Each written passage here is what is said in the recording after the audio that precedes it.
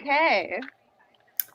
Welcome, everyone, to Victoria Shoots the Breeze. My voice just cracked because it's 10 a.m.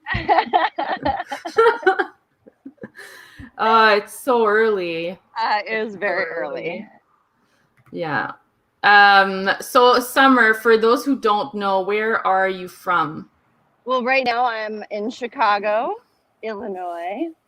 I am from originally Des Moines, Iowa, which I don't expect you to know where that is. Sorry. It's the capital of Iowa, which is a state in the Middle West of America. Okay, I know about the Midwest. I know what that is. Yeah, it's in the Midwest. Okay, all right. It's like it borders Illinois, and yeah, so it's to the west of Illinois. So you're not too far from home. So I mean, home. I haven't been to Iowa, and I've only been there like maybe twice in the last like 25 years. So my parents are originally from the East Coast. They're from New York, and they got married in Florida, and then they had they moved to Iowa, and then they had me and my sister, and they stayed. And then as soon as me and my sister were old enough to go to college, they hightailed it out of Iowa, went back down to Florida. So Iowa's not really home, like, I don't have extended family there, but it is home. I mean, I do love Iowa. There's a part of me that loves Iowa, but yeah. So yes, in that sense, I don't even know if I consider Florida home because that's where my parents live. You know what I mean? Like, doesn't feel like home really, and it's Florida, which is fine. I don't know. Have you ever been to Florida? I have. It seems like a party place. Like hi Jessica. Jessica's saying hi to us. Hi Jessica. I feel like Florida. When I went, there was like no food almost in the grocery stores that was like you could make stuff with. It was all like pre-made everything and like frozen everything and like restaurants, and it was just weird. It felt like the kind of place where like you just go to have fun. Like people there, they just have fun. Where in Florida were you? In the South. Like South Florida? We went. So what happened is me and my mom did like a road trip from Montreal to Florida. Oh. And then we were supposed to go to like Disneyland, but we overshot and we ended up in like where NASA is in like Cape Canaveral. Oh wow! And then we went just a little bit more north of that. We went back up, but like I feel like maybe because I was in the tourist places also. Oh, I don't know. That sounds like fun that you and your mom went on that trip. Yeah, my mom's kind of a gypsy, so like, in a fun way, not in like. Yeah, she really is. She really is. Fun way, not in a scary, like so cursed way. I got cursed out by a gypsy in Europe one time. What did you do? What did you do? She had, she was like, it was in a train station, and it was my first time traveling in Europe, and I was so shocked, and I just didn't really like give her money, and she cursed me out. I don't know what she was saying, but I kind of feel like maybe. She cursed you to a life of improv and stand-up comedy. Exactly. And, everything. It's like everything that's gone wrong in my life, I think it's probably stems because I didn't give her some money. So the moral of the story is always give everyone money. Yes, always. Although if you see someone coming up to me right now, I might be like, no, I don't have any money. But we'll see. Maybe leave me alone. Well, that's the thing. Nobody's really out in the morning, so it's a good time to be outside. Yeah. Because it is a densely populated area. Yeah. So. Is there a lot of comedy shows where you're at? Oh, well, the clubs are open. Zanies is open, I believe. I'm not sure about Laugh Factory. I think maybe it will be soon if it's not open already. Comedy Bar has a rooftop. And then some of the like shows that are happening in back rooms of bars are actually open. And then there's some people doing outdoor stuff too. Yeah. Did you start doing it? No, I don't know. You Yeah, don't you don't like that the shows are back on, or I don't know. It just makes me a little, it makes me a little nervous. I scoped out some of the places. It makes me a little nervous. I kind of feel like, um, yeah, so I produce the show as well, and we're just going online for right now. It feels a little bit safer still to do online. yeah. It's tough. I've been thinking about it, but I've been on the fence about it. Like, I just keep thinking. So before the pandemic, I did a show, and it was like March 17th, or it was like right when everyone was panicking, talking about stores. I went to a store Yeah. that day, and I couldn't like find toilet paper. It took me like 2 or 3 stores to find toilet paper, and I did a show that night. And I was like considering canceling, but I was like, I don't want to be that person. And Yeah. it felt weird. Do you know what I mean? Like, I wasn't comfortable. And this Yeah. is before we knew anything. And it was like just a shared mic being touched. You know what I mean? And like, even Yeah. if the host remembers to wipe it down, which they could, but there's a lot going on when you're a host. You know what I mean? Yeah. I just feel like, here's the thing. We're in a pandy right now. Do you know what I mean? Like, let's stay safe and don't worry so much about having to get up and do some time. Now, if Yeah. you're like a comedian who makes their living doing it, that's a different story, right? Yeah. So Yeah. I don't make my living doing that. I don't know. Everybody is living, and when you're an artist, is kind of Iffy. right now. Yeah. Yeah. So, Yeah. I mean, I would love to be in a room with people and doing it again, but I just don't know if I would be comfortable. Yeah. All I did that last show was I talked about the pandemic. Like, I got up and I was like, I got the mic and I was all freaked out because, like they forgot to wipe it down. And and then all I could do was talk about, it wasn't an open mic, but I was just like all anxious and shit and treated it like an open mic. And I was like, yeah. I was like, hey, I decided to do my crowd work when I was really anxious, freaking out about a global pandemic that was coming. And so perfect time, right, to try crowd work. So I was like, these children, or they weren't children, but they were like 20-year-olds in the audience. And I was like, have you gone grocery shopping yet? Have you gone grocery? And they were like, no, they're in a pizza place eating pizza. And I'm like, you gotta go, you gotta go. And I was like, you need things, you need provisions. You're like, get up now, leave. I know, it was so terrifying. Probably there were like other people who were like way more pro, like they were just doing like jokes, like this one guy was really funny, and he was an older gentleman, and he like had a set, and I was like, I can't do my set. And then I like scared these children basically, and then after the show somebody called me a doomsday prepper. I love that. The comedian, it was really funny. He was like, you're a freak. And I was like, it went really well, Victoria. That's what I'm saying. It went really well. Are you a doomsday prepper? Did you hoard anything? That's a good question. No, I didn't, because, well, I was like, I decided to trust that like the food supply chain situation would. That's what Trump told you guys to do, to stop buying. So I guess you listened to his advice. I bought like only enough toilet paper for like myself for like the next week and a half. I was like, I'm not gonna, because really wasn't that much left, and I was like, I mean, other people need it. Do you know what I mean? Yeah. And I figured if things really got, but in my mind, yes, I was going like, okay, if the toilet paper and the food runs out, like, where are you gonna go? You know what I mean? Yeah, like, exactly. So like, also, if you get sick, you can't go to a grocery store anymore, so you should have some supplies. Yes, indeed. So yeah, it's just one of those things. I think that when you don't know anything, I mean, things are a lot more normal than I thought they would be in a global pandemic. I mean, who's lived through a global pandemic before? Not me. Yeah. They're like, oh, but in my mind, I was like calculating plan B, like, where am I going to hold myself up if like, anarchy, happens. And I was kicking myself for not taking this. There was this class in Chicago that I really wanted to take. It was like survivalist for like an apocalypse in an urban area. And you didn't take it? Yeah, no, I Why didn't you were take too it afraid of before. the corona? Well, no, this is way before. I've been thinking about this class for like years and wanting to take it, and then I never took it because, you know, money, whatever. And you're like, Yeah. Like it would be fun to take it. Who's gonna need it? That's pretty funny.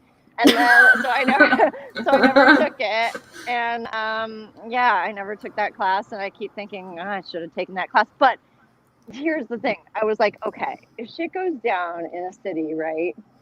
Like, oh, can I say that? Sorry, I don't know. Oh yeah, you can swear all you want. This is not. Okay, I may have already. So like if shit goes down in a big city, I'm like, well, probably you're gonna need a gun. Do you know what I mean? That's the thing that stopped me from taking it. I don't want a gun. You know what I mean? I've never held a gun, never shot a gun. I'm not interested in having a gun. So I was like, I don't want them to be like, rule number 1, you need a gun, which I was thinking probably would be rule number 1, right? Like first day, write it down. So it's like, then I have to get a gun license. I have to learn how to shoot a gun. That's not happening. Yeah. So I just figured, you know what? We'll see what happens. Yeah. Well, we'll just roll the dice. Come get me. Yeah. Yeah. I don't know. I've been doing shows, but things are open there. Yeah, things are open, and like people are pretty good about like washing the mic, and there's like plexiglass between people in some bars. Wow. And like you probably also have access to testing that is free and maybe plentiful, and also maybe doesn't take 14 days for a result. I don't know. No, it's very quick. Like you just go in, you get tested, it takes 15 minutes, then you get your results in 2 to 3 days, sometimes 24 hours. See, now that's wonderful, but we don't have that here in America. So if you don't have health insurance and you don't have a car like me, to find a test and get a test and get results back in a reasonable amount of time is just like not an option. It doesn't doesn't make any sense. I don't even understand the logic. It's like a capitalist logic, but even then I'm like, are you making that much money off of this that it's worth it to be like killing your workforce? And I did find a place that was like, you know, within like it was like I could walk to it. It was free, and they said it would take like 7 to 10 days, and it ended up taking like 4. You know, so that's fine. That ended up being fine. But you know, like it was also a nasal swab, which those are very unpleasant. Have you ever had one of those? Yeah, I've gotten tested 3 times so far, and there's a trick to it. If anyone's listening out there, you have to be loose. Like it's not going to be pleasant, but if you're loose, you tilt your head back and you just like a car crash, you know, like you just you stay still, but you stay loose. That way the swab is not going to hit you anywhere in the nose. She's just going to go in and go out, and it's just going to tickle. I mean, that's really good that you can stay that loose. That's pretty good. Sorry, I had to go a different way. There's construction happening. My apologies for the insane amount of traffic at 9:15 in the morning. Yeah, no, I wasn't ready for I didn't know it was a nasal swab until he pulled. I thought, I just was like, oh yeah, we're going to do a cheek thing. And he was like, oh no. And I was like, what? And then he just did it. Do you know what I mean? He just like, you know, put it in there. So I don't know if I was loose. Maybe I was more loose because I didn't expect it. I don't know. I mean, it hurts if you're like my first 2 ones, like I was like, it hurts so. I almost like grabbed the nurse's arm because it was like my body was like reacting, you know, like it was just reflexes. Yeah. I don't know. It's I wouldn't say it hurt, but I posted on Facebook that I had this test done, and so many people commented on it. And apparently it does hurt for some people. So it didn't hurt for me, but you know, it was just like really uncomfortable because I was like, where is this thing going in my face? You know, I've never had anything there before. Never had anything there before. I was like, I didn't know that part of your body could be felt. Like it was like, you know what I mean? Sometimes it's like Oh, that exists, and you can get to that. Now, I do know that that part of your body, like I know it exists, and I know that you can put stuff back there without being hurt, because I have a friend who does a circus trick where you like actually nail a nail through that part of your face, and then he pulls it out with the end of the hammer. Oh, So I the knew that coronavirus test for him is gonna be a it's gonna cakewalk. be easy. He's been It's gonna doing be like, that give shit me for that. I'll decades. just. Yeah. So I mean, but it still doesn't make it any less shocking. I think that's the thing. Every time I see him do that trick, I'm like, yeah. I mean, I know that's possible, but it's shocking. That's sort of how I felt about the swab. I was like, okay, I know this part, but I never had it felt before. I didn't really know what. And certainly when the nail goes in, it's not going back that far. It's just going into the. It's not a sharp nail, right? He puts a real nail through his head. Yeah. Yeah. He also eats fire. His name is Tom Britton. He's wonderful. His show is Freak Show and Tell. Gosh, I miss live shows and doing things like that. Oof. Yeah, but I not enough to go out and make a fool of my fool. I guess all we do is make a fool out of ourselves. But I was really panicking that time, and I just was like, I feel like I also miss bars and restaurants like so much. You know. But like, if you can't relax and enjoy the experience, I don't know. I'm not so sure that there's a point. But it's good to hear that you're enjoying it, and everyone's been really conscientious and things like that. So. Well, everyone's been really conscientious, Like, I feel like we're doing a little better than the U.S. I don't know if it's like the way you guys are represented in the media right now. It's pretty bad. Yeah, tell me. I'm all ears. What's it like? Seeing you guys, it's just like they just show us like beaches full of people, and they're like, the numbers are rising in Florida, everyone's dying, and then like there's like at some point like the governor of like New York, I think, was like begging the president for like supplies, and like we were watching that, and the president was like, I think he's not doing his job right. I don't think he needs respirators. And like everyone in Canada was like, oh my God, like people are better off in like in every other country on earth, Just about, yeah. And we have this like mythology that like ours is the best. I still don't know why we still think that. I mean, because I think you guys are like more like you're strong. You know what I mean? You're like a war machine. You're like, you go, you conquer, and like you're on top when it comes to that, and when it comes to like making technologies and like, but I feel like this is something else is needed here than that. Right. When there's like a big something that happens, then all the problems, show. And it's so true. It's like, I think that is, I mean, we don't see beaches covered in people, here in Chicago, but I'm sure that there are like, we see on the news sometimes like people hold parties and, obviously some people aren't taking it seriously. Like, for example, like, going back to the comedy thing, I've seen, shows where they're like, hey, everything's, we're wiping down the mic and everything's fine and we're social distancing, and then I'll see a picture of them all standing together without their masks on in a photo.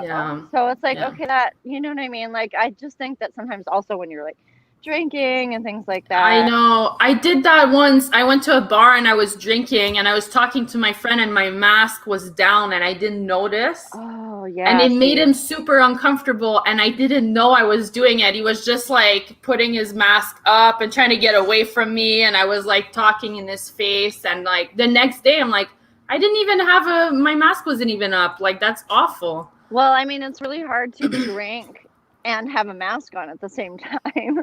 You know what I mean? What are you going to do? So with some of these clubs, it's like people are drinking and they're laughing and and I have anxiety, and I also don't have health insurance. I think we covered that topic already. So, some people maybe don't care or are like not so worried about it. I'm not, I'm young-ish, but I'm not that young. I don't have health insurance. So I feel like the consequences are way different for you. For me, it's like I would go to any free hospital and like be taken care of, and I'm young and like. See, if I had that going on and I'd do it in a heartbeat, I'd Yeah. be like, sure, I'll go do that show. Just wash your hands, wear a mask, stay 6 feet apart. Although now they're saying it's more like, I don't know. I could be just spouting facts that aren't actually facts, just fake news. I'll just be spouting fake news. But like, just kidding. I don't use that as a normal term. Our president made that up. So I mean, but I heard that like, so I teach acting too, and improv, and I was like, I thought I heard somewhere or read somewhere that like it's when you're singing and laughing and stuff like that. I think it was a friend of mine who's a vocal coach is probably where I heard it from, that he was using a face shield and these types of things to like teach. But when you're in a enclosed space with someone and singing and laughing is happening, it's more like 20 feet as opposed to 6. You know what I mean? Like, yeah, because you're like expelling the air.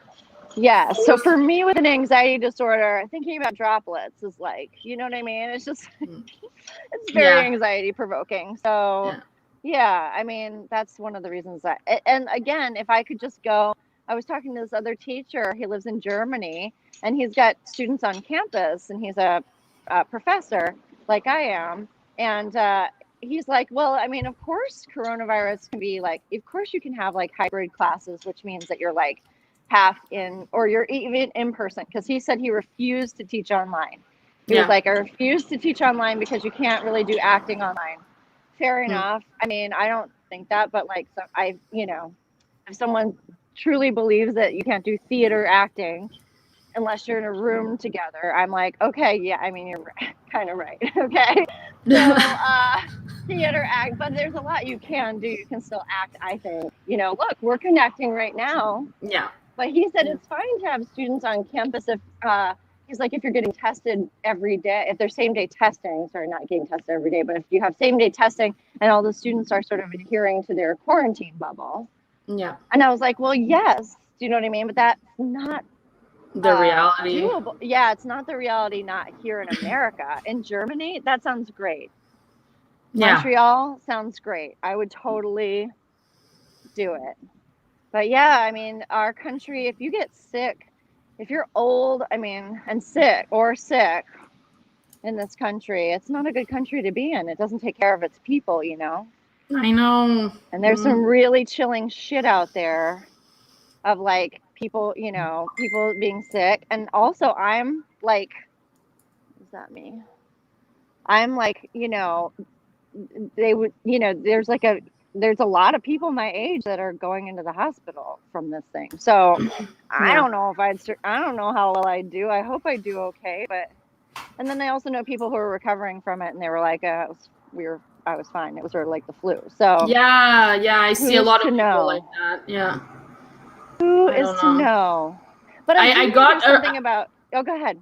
I was just going to say, like, I got a really bad cold back in, ooh, yes. I think, like, February. And, like, people have been saying, like, I got a really, like you're bedridden, like, bad cold back in, like, January and stuff. And people are wondering, like, did I get coronavirus? You know what I mean? Yeah, I don't know, right? I mean, maybe I did too. I got it, but mine was before that, and so I don't think it was. I think it was just like a really bad cold. But I mean, you could have. Who knows, right? We didn't really know anything then. So, but I mean, if you feel comfortable doing comedy in these situations, I think that's the thing. Everybody just needs to like do their comfortability level, right? Yeah. But you live in a better country than mine. You guys are okay. You're okay. Oh, that's your country is full of good people. Your country is full of good people. I'm not gonna judge you based on your government or It's true. It's like we can't really judge, I guess, people, but there are some people doing really silly things right now. So I mean, the beaches thing, like that's a certain population, right? That's like, that's mostly young people, probably the beach people. But so like my parents are also beach people, but they go to secluded beaches, but But yeah, like I just think also too, alcohol is a huge part of it, right? So, Yeah. like you said, you can't always tell what you're doing or whatever if you're drinking. So you just really have to kind of remain vigilant. You know, Yeah. throughout history, we've had to deal with this. Do you know what I mean? Like during Shakespeare's time, like I know. the theaters were closed multiple times for plagues, and it's just I'm fine with just right now waiting until I feel comfortable. I think part of comedy is it's better if you can be a little bit more loose and comfortable. Yeah. You do better, you know what I mean? And I'm not saying drunk, but like there's a comfortability factor that you have where you can kind of like roll with it. We started talking that nobody saw this before. We were talking about writing comedy before you went live, so it's kind of back to Yeah. that. Yeah. Yeah. What's your writing process, by the way? Like, because I was saying my writing process is just doing like free writing, I think it's called, for like 20 minutes, and then I would sift through my notes and find premises and then like make setups and punchlines out of this, and then I would walk around a lot. Like, what do you, because I know you're from an improv background, so I feel like it Yeah. might be a little different for you. I don't Yeah, know. that's a good question. I kind of had the same process you have, although I did discover, I mean, I was told by my friends who are also comedians, my friends who are in a weekly comedy writing group that we have. So that was Ana Lucero and Soli Santos, my pals, and they were like, yeah, we like, has been telling me for a while. Anna's my comedy writing partner, and she's also my roommate. And she's been telling me that she writes standing up for the longest time. And I was just like, whatever, I don't understand. I wasn't saying whatever because I thought it was a bad process. I just didn't really get how it worked. And so then we actually took the time and I was like, okay, break it down for me. How exactly do you do that? Do you know what I mean? And she just said that because she's from an improv background as well, like Second City and sketch comedy. And so she was like, I just kind of talk it out. I just, I say it over and over again, and then I get it the way that I want to say it, and then I write it down. And I was like, oh, so I had literally the exact reverse process of that. Like I would do sometimes what you were doing, like free writing, and then I'd go through and I'd see if there was anything there. A lot of times there isn't, but it's just getting the, Yeah. everything flowing. And I don't write well, I don't like sit down to write every day, like do the free writing thing. But usually it's like a lot of times my ideas come when I'm like biking or walking around, which is why today I was like, I'd like to walk because sometimes when you're talking and if you're sitting at a computer, like for me, I don't know. It's like, I know it's very distracting. Sorry, everyone. Sorry. It's fine. It's fine. One of my friends, I was calling him and he was like, Summer, it's so rude that you do that. You should not talk to people while you're walking around. It makes them seasick. And I was like, oh, Nah, so this is I'm fine. so sorry. But, consider it like a movie. And It we're just is. panning. We're just panning. Yeah. It adds production value. This is Does it? Does great. it? My beautiful set that I have going on here. You can see there's some really nice places around here in Chicago. And it's a beautiful day. So yeah, so now I'm sort of in the process of changing my process, I guess, is that I'm trying to get the hang of this idea of like walking around and saying things out loud. Mm. I kind of feel like I don't think I did that before because I feel like I have to capture everything because I have a really bad memory. So Record yourself. yes, exactly. It's like I think I need to just figure out, but I don't want to have like my phone is already full of voice memos. So sometimes I record myself, sometimes I write it down. But I think if I do the thing where I'm saying it out loud and I have something there to write it down in, then Yeah. that is like probably the best way. So I've started to like rewrite my sets Mm. because like how I would say them if I was actually talking to a person as opposed to reading it off of a piece of paper. Oh, I see. Yeah, yeah, yeah. because we were talking about this before, that it seems sort of like a TED talk or kind of wooden and weird when you're just like, reading it off alas, I was not ready to, I don't know, it's just. You sound like you're speaking in iambic pentameter. What is she doing? What is she doing? She's going off. Is that a soliloquy? Okay. But yeah, it does kind of sound like that. It's like, oh yeah, here's my soliloquy now, everyone. But maybe that's also because I come from not even so much an improv background. I mean, yes, I do. I've been doing improv for about like 15 years in Chicago-ish, on and off. Like everything with like comedy is on and off for me. It's like sometimes I'm doing improv and sometimes but my background is in like theater acting. So maybe that's cool. Why I feel more comfortable with a piece of paper in front of me. Do you do you do characters? Not really. I mean, so Anna and I have a sketch duo called Austero. So her last name, my last name put together, and we have written some sketch shows together. So yeah, in that regard, yes. But like, do I just like improvise by myself as a character? I don't do that. I really wish I was one of those people. Really wish I was like Amy Sedaris or something. You know what I mean? Or somebody. I can play a character if I'm asked to.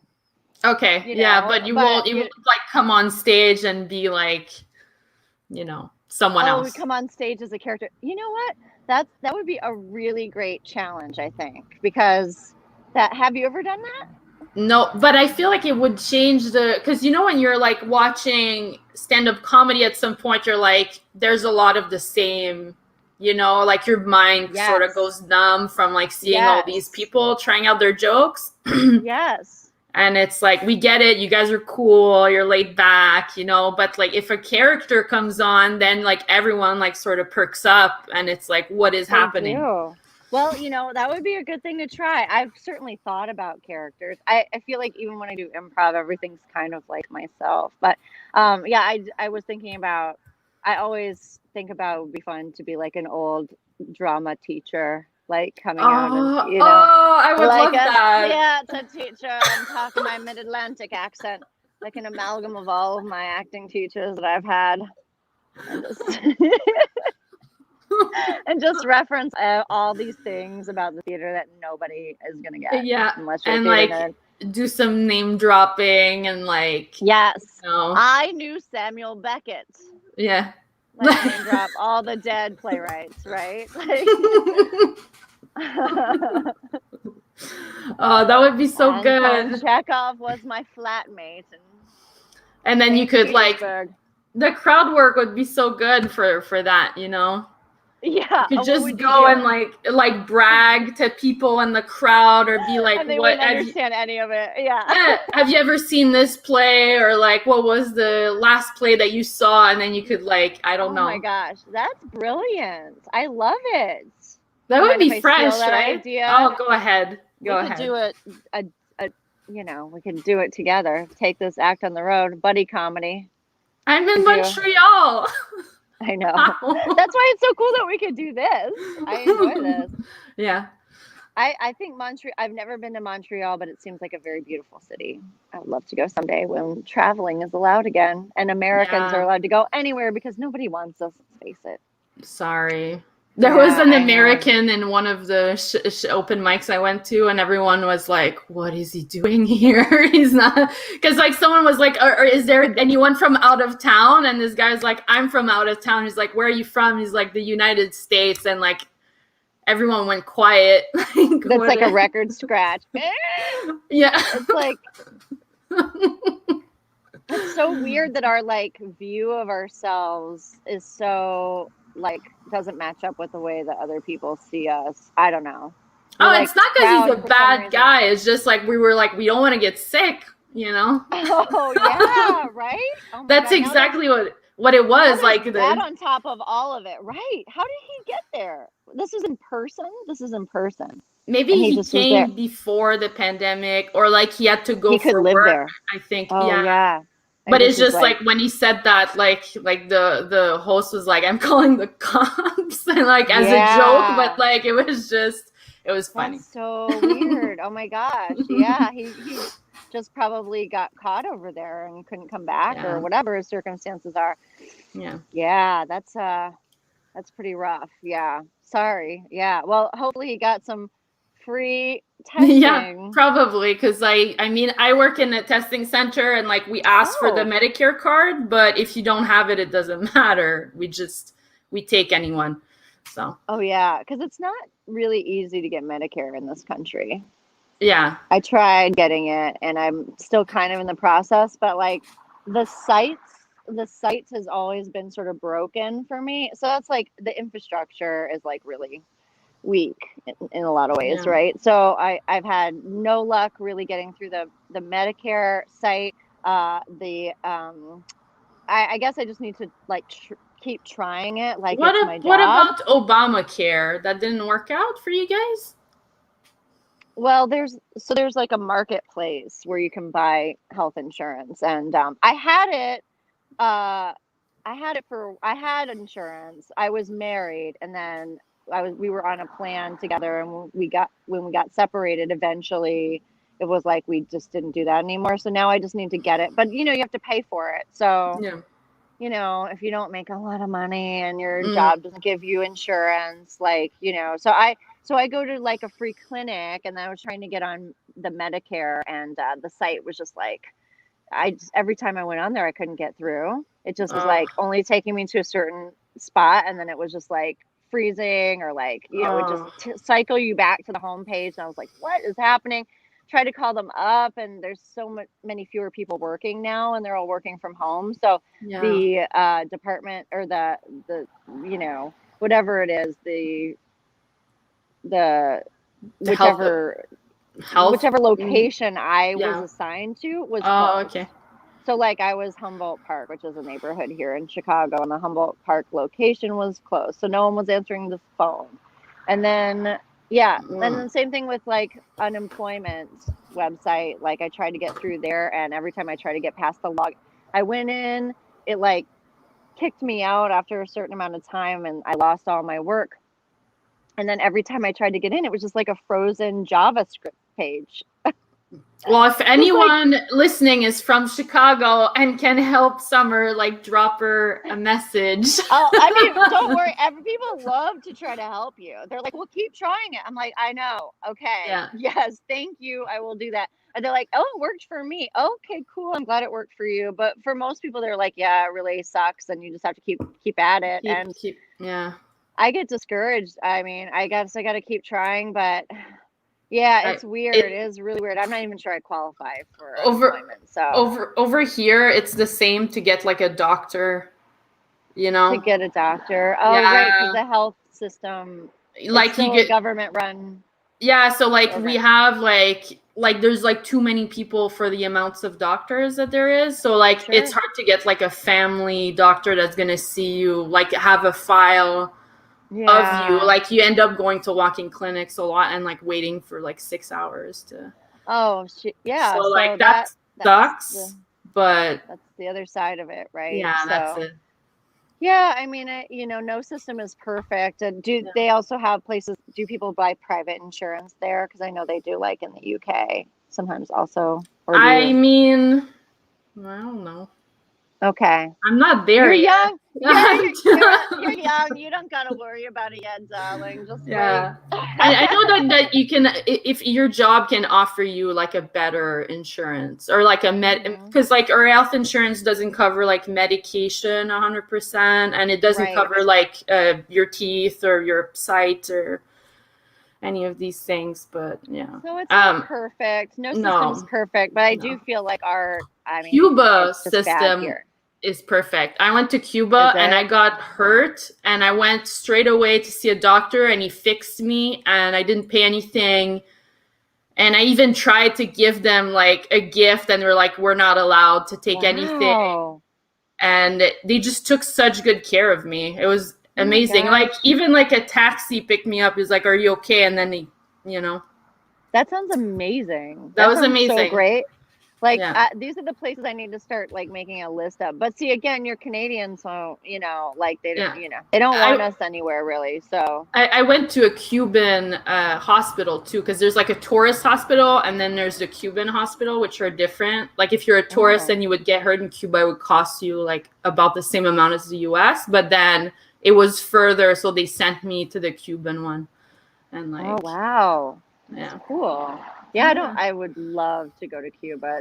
Plus, it's It's also nice. nice. It's the weather's nice and it's Yes. beautiful. It sounds Yeah. like paradise. It is. Yeah, I mean, I lived briefly overseas in the UK, so I kind of know like what, you know, I understand the healthcare systems and like having them there, you know what I mean? Like, and I get how it can be, you know, besides Cuba's, which sounds perfect, like Yeah. how it can be kind of like, you know, tough to negotiate, but still, I think I'd rather have that than this. Again, Yeah. I don't feel like this country doesn't, we don't, you know, we don't care about sick people, poor Yeah. people, old people, or artists. No, You it's just know. people that make something, you know, that can Yeah. be used, you know. As you said, like capitalism is like the bottom Yeah. line here. And Yeah. you know, it's like, you know, also Canada has capitalism, but they also have socialism. Do you know? Yeah. So a lot of these places, it's like, I don't know why we're so afraid. We have such a deep history of like, as you said, like, you know, we have that impression of strength, but we also have that like bravado thing, which is like, you're not going to take my guns, you know, all that sort of stuff. So, I love like, that there was spirit, like with the protests for like George Floyd and stuff, so many people were saying like the point of having guns is that you stand up to the government when they're right. stepping over the line, and he's like, where are you guys now? Like, that's you're right. to... This is the time. Bring out the guns. You know what I mean? But they're Don't not. bring out your guns right now, everybody. But like, yeah, I think this would be a sign. Sure, this sounds like a good. I mean, if not now, when? Yeah, I don't know. Exactly. Maybe they're waiting for something else. But you know, obviously, it's just a bunch of bullshit. That's yeah. what, It's just because guns are cool. They want to keep looking cool. They're like they're like cigarettes, right? You're like, I look so cool when I hold a gun. You do. You look really cool. My cigarette. Like a cowboy. Yeah, and I smoke my cigarette. It might not be good for me or anybody else, but I look like a total badass. Yeah, exactly. That's what it is. You just look like a badass. I'm sure you do, and I hear that it can be very therapeutic to shoot off a gun in like a shooting range. So I'm not like, I guess, I mean, I'm pretty anti-gun, but like if someone wants to like own a gun, like I guess, you know. It's fine. I'm not anti-gun, but I'm pro-permit, you know. Oh yeah, absolutely. Like Canadians have a lot of guns and they don't have the shootings. Like Chicago's got, you know, a lot going on right now. So yeah, it's just like, it's a lot to sort out. We also have the problems with states and like guns coming over the state line, right? Because like Indiana has different rules than we have. So, you know, people can just cross the border and get guns. Yeah, it's all messed up. Just like those, like in Florida, when you're talking about the beaches situations, my parents are down there. Everything's up to like as at the local level. So like I think the county level, and so it's like some places are like requiring masks and some places aren't. So it just kind of depends on like where you're at locally. Wow. Because we don't have a federal, you know, whatever, anything, or even some of those places don't have state mandates or anything like that. So that's so strange. That's so strange. It's a strange time. I mean, but I'm really grateful that we get to do this, though. I mean, I've met so many cool people over doing the you know, virtual stuff. Yeah, it's fun. We're meeting people from all over. I don't know. It's so cool. Yeah, it's really cool. I enjoy it. I enjoy that part of it. You know, I'm like, I guess I'm sort of social. I wouldn't say like I'm a total introvert, but it's nice to be able to meet people and like feel like you have some sort of social interaction that's not just like people that you live with or like the one person that you see. You know, if you see one you know, definitely social distancing. I see people, but like I haven't even hugged my own sister since like March. You know what I mean? So it's like, yeah. Oh, that sucks. Yeah. That sucks. All right, we're at the end of the podcast. So if you have any projects you want to plug or like anything coming up. So tonight I am in a staged, we're doing a Zoom staged reading of the screenplay. So staged reading of the screenplay of a new movie that's never been produced before called The Big Lebowski 2. And someone said to me, well, The Big Lebowski doesn't need a sequel. And we're like, exactly. So it's an amateur reading of The Big Lebowski 2. I'm playing Maud Lebowski, role of a lifetime. I don't know. Do you know this movie? Because I've been telling this to, I have a younger roommate, and I mentioned The Big Lebowski, and he was like, what's that? And I was like, I know, I haven't seen The Big Lebowski, but I know a lot of people who love The Big Lebowski, and judging from their whole vibe, I feel like I've seen the movie, you know what I mean? Like, okay, yeah, it is like a cultural kind of cult. Yeah, classic. it's like people that are like, I love Reservoir Dogs, you know, it's, yes. I don't know. Okay, right. It's funny. I would say it's funnier than Reservoir Dogs, but yeah, no, it's fun. So if you don't know the movie, it's not really, but basically it's a good movie. It doesn't require a sequel. This was written by a man who's never seen the original film. So amazing. Yeah, so my friend Steve Gadlin got an email from someone who wanted him to pay him $30,000 to write a play, and he was like, "No, I won't pay you 30,000, but I'll pay you something." And so he started correspondence with this gentleman, and he started writing him screenplays and plays. And one of the ones that was commissioned was Steve Gadlin gave him a description of The Big Lebowski, and I think paid him several $100s to write the sequel to it. Wow. And so this is what has resulted from it. And yeah, and so it's kind of it's sort of it's interesting. The characters are the same, and it's fun. It's a lot of fun. So if you like The Big Lebowski, if you know what it is, and you've seen and even if you haven't and you're just curious, it's just a bunch of mostly Chicago comedians just being goofy. No, for sure. I'll be there. And anyone watching, it's free. Yeah, it's free. It's at 8 p.m. tonight, Central Standard Time. And it's at wisecracken.com. So no G on the end, wisecracken.com. And then all the streaming places are at that site. So yeah, it's a lot of fun. Yeah. But thanks for doing this. It was Thank you for coming. You're very funny, so I enjoy your comedy very much. So keep doing what you're doing. I will. You too. You're amazing. Oh, you are too. All right, I'll see you soon. Hopefully in a Zoom comedy show. Yeah. Do you run an open mic? Yourself on Zoom or? No, live though, like in the person. You do live. Okay. Yeah. Okay, that's your open mic. Okay, great. Like with 3 of my friends, we run like an open mic in Montreal, which like I did my hosting for the first time the other day, and that was such a rush. Congratulations. That was crazy. That's really fun.